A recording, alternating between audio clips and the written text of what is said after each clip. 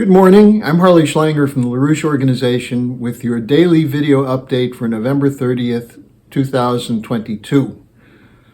I'm going to be discussing today that there is an exit strategy off NATO's highway to hell, which is being traveled on with the war ongoing in Ukraine against Russia. This highway is visible once again with the foreign ministers of NATO meeting in Bucharest, Romania, where they laid out a strategy for continuing the war, for escalating the war. Their policy has been to continue to fight to weaken and destroy Russia. Now, they're hysterically insisting that there must be no negotiations toward a diplomatic settlement of the war that they're waging against Russia, and as Russian Foreign Ministry spokeswoman Maria Zakharova said, is a war of NATO against Russia. And it's a war that's using Ukraine and its people as a sacrificial battering ram. Now, this is the policy stretching from NATO General Secretary Stoltenberg, President Biden, now Prime Minister Sunak, and it's backed by a discordant chorus of war hawks, all of whom have insisted that a diplomatic solution would be a surrender to Putin, an appeasement, and it would embolden Putin in his alleged strategy to conquer all of Europe. Now, the fact that these people believe this, I can't imagine that they do. They're delusional. But that's what they keep saying. Putin as Hitler, no to appeasement. Well, there was no serious effort at a diplomatic solution from the beginning. And if you look at the background to this situation, you'll find that their demands are based on continuing the defense of a collapsing order and doing it with military means. What they are demanding is a Russian withdrawal from all territory in Ukraine, that Ukraine has the right to join NATO at some point in the future, and that Russia must pay to rebuild Ukraine. Now, to expect any government in Russia, whether of Putin or his would-be successor, to accept the status quo that existed before the launching of the special military operation on February 24th of this year is an absurd delusion, which can only exist in the mind of the utopian war hawks who block the reality, which is it was their refusal to engage in diplomacy from 2008 forward with Russia, which created the situation that led to the invasion after February 24th of this year. That is, they refused to discuss legitimate security demands that were raised repeatedly by President Putin. And that's why from 2008 forward, even 2007 forward, it became clear that there was no willingness to grant him even a legitimate hearing of the security demands that he was raising.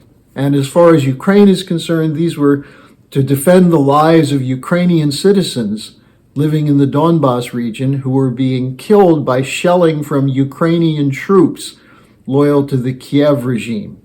Secondly, to prevent the deployment of NATO offensive weapons on the Ukraine-Russia border, which would be inevitable if Ukraine becomes a member of NATO. And third, the demand that the Ukrainian government and security and defense forces denazify, that is, remove those people who are committed to some form of an ethnically pure Ukraine, free of Russians, Poles, any other ethnic or religious minorities that don't accept the coup government that was imposed in February 2014. So, therefore, what they're talking about in Bucharest is that there is no exit strategy except complete surrender by Russia. But what this means is a full pivot to war, World War III. Now, that perfectly suits the corporate cartels that control the governments of the TransAtlantic region. And this is again clear with the pronouncements made at the NATO foreign ministers meeting in Bucharest. What are they discussing? How to continue the war. Air defense systems should be made available. Training for those defense systems from NATO forces. More spare parts and ammunition from countries that at this point, many of them don't have the ability to send weapons. As is reported, the 20 of the 30 NATO members are saying they do not have any more spare weapons that can be sent to Ukraine for the war. Now, also being discussed at this foreign ministers meeting is global NATO, the pivot to Asia to take on China. Now, these promoters of regime change and war are fantasizing today about the possibility of a revolution in China. As they say in rural East Texas, that ain't going to happen. And yet that's not going to stop them from discussing the deployment of NATO forces, NATO naval flotilla, the AUKUS agreement, the so-called Quad, trying to come up with a strategy to contain China and Russia, even when Pentagon officials acknowledge that there's no way that the U.S. is prepared for a two-front war. So what are they saying? Let's spend the money to do it. And who does that make happy? What's called the military-industrial complex. Now, all of this background that I've just given you is explained in a very interesting presentation given by Scott Ritter to a peace conference in Boston, Massachusetts. I'll append that to the description section so you can watch the part of the video where he reviews this question of what is actually the status of the war in Ukraine and what's behind it. Now, I will tell you, though, that the solution to the war is not, it's understanding why it happened is important.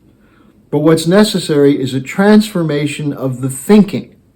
That's why behind me is a book on the work of Nicholas of Cusa, who was a crucial figure in bringing the world out of the dark ages of the 15th century with his proposals for a council on Florence, which became the basis of the Renaissance and the basis of the Peace of Westphalia. Now, I realize many of you are very, very cynical about the possibility that we can rise to the occasion of a new philosophical outlook governing the relations of states. Many of you want to reduce the world to what essentially was a feudal period. It's ironic because that's the goal of the World Economic Forum. Reduce most of the world to feudalism, with serfs and peasants dependent on the largesse of local nobility, who are organized in regions and smaller entities. But many of the people who say, look, we can't have a solution based on global policies, therefore we have to go back to local councils. It's ironic that that's the same feudal approach that's coming from the World Economic Forum. You have to think differently, become philosophical, get outside of the world defined by geopolitics. And for that, to think about the world from the top down, it's based on a conception of man which starts from the standpoint that man is not an animal, not a beast that is driven primarily by instincts of survival, but actually has a capacity to imagine and create a world in which people can live together with abundance in housing, in food, in medical care, that we have the capability through advances in science and technology to create that kind of world. And that's the idea that's behind Helga Zepp-LaRouche's proposal of 10 fundamental principles for a transformation from the present collapsing world order into one which is based on sovereign nation states working together. If we don't have that, the demise of nations into smaller and smaller squabbling entities fighting for a bigger piece of a crumbling pie will be a miserable existence for the human race if it doesn't end in a nuclear war. So I urge you to look at Scott Ritter's assessment of where we stand and how we got here. Then look at the video with Helga Zepp-LaRouche's detailed proposal for an exit strategy by moving out of the world of geopolitics and unipolar order, and even going beyond a multipolar order to a world governed by reason. Think about it and circulate it. And finally, I will be including again the link to my blog page. I put that in the description section yesterday, and a number of you took advantage of it and signed up for free to be notified from when I put up the daily update and new articles from time to time. So if you wish, take advantage of that, circulate it, share this video, share the videos of Scott Ritter and Helga Zepp-LaRouche, and work with us to assure that man actually can rise above the level of a feudal beast and achieve the crowning achievements that we saw in the Renaissance, the American Revolution, the U.S. Constitution, and the potential for a world based on reason and justice. Thanks for joining me. I'll be back again tomorrow.